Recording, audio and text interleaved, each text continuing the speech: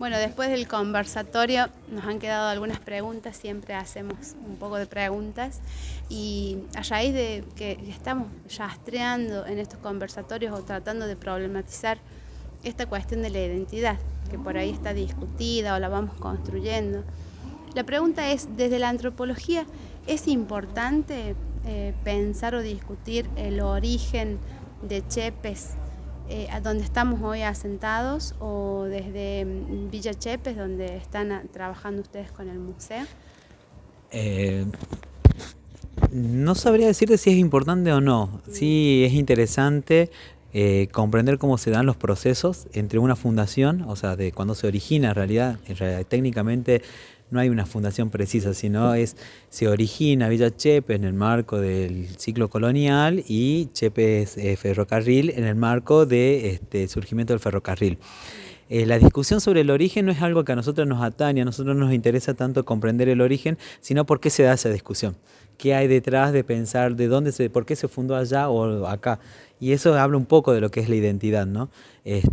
Por ahí sí nos interesa mucho no hacer tanto énfasis en el origen de fundación, sino en los que siempre consideramos los nadie. Es decir, detrás de eso pensar, bueno, empecemos a problematizar también quiénes eran. No importa tanto cuál es la fecha, sino quiénes eran las personas que habitaban la Villa Chepe y quiénes eran las personas que habitan acá. Y cuál fue el vínculo que se habría podido tener.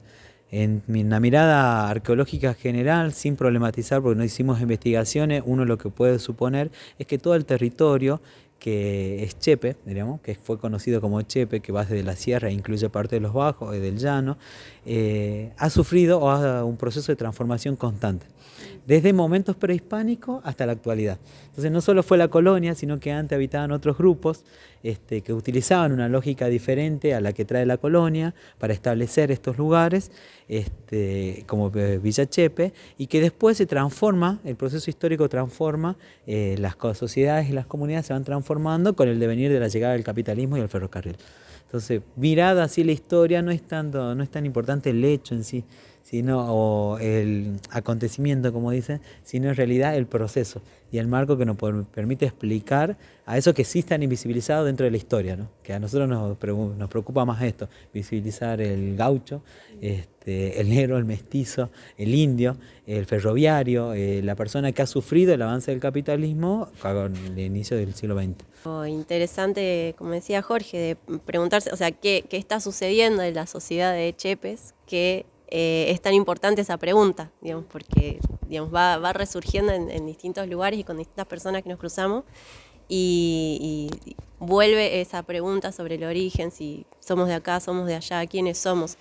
Digamos, eso está hablando también de una cuestión social que sucede hoy en la actualidad, y también esto, digamos, ¿por qué no hay una fecha? Bueno, eso también habla de cómo se dio ese proceso histórico y de conformación del territorio.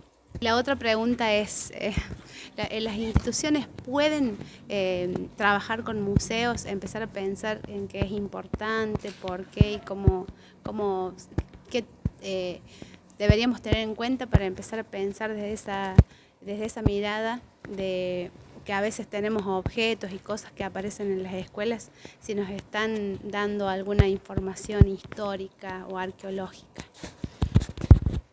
Todo objeto da una información arqueológica, el tema es que hay que hacerle preguntas y hay que encarar una investigación. En realidad, cuando uno realiza investigaciones, selecciona los objetos que van a servir para poder comprender eso que nos preguntamos, ¿no? Eso por un lado, pero en realidad sí, el museo, la idea del museo, ¿no?, es que pueda abrir sus puertas, acercarse al polo, trabajar sobre otro tipo de museología que está vinculado a lo que se llama museología social, en donde el museo no solamente es el objeto, sino eso que enuncia, que dice, ¿no? Entonces desde ahí es donde se busca la vinculación con todos los espacios. Esto que podríamos pensar como el museo escuela. Si ustedes tienen ciertos objetos, lo interesante es no solamente el objeto en sí mismo, esos viejos pizarrones o esos viejos pupitres, sino la narrativa y el relato que se puede construir a partir de eso.